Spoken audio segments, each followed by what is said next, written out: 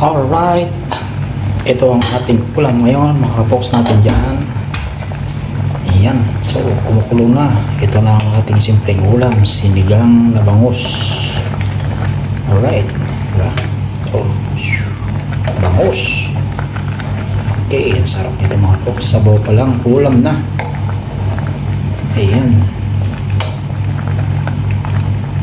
sinigang na bangus.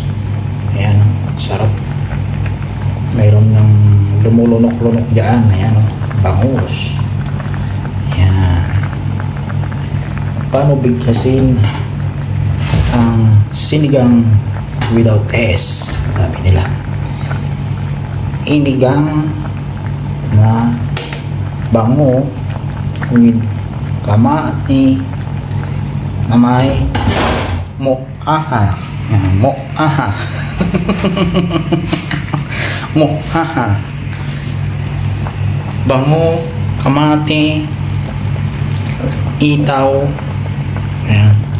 Bango, kamati, itaw. Ayan. Bango, kamati, itaw. Mayroon siyang halong ili at dahon ng mutata. Mutata. Alright, so shout out lahat sa inyo lahat. Lagyan na natin itong mutata. Alright.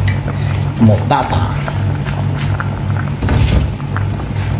Right, so ilubog lang natin konti at mamaya maya meron na tayong sabaw.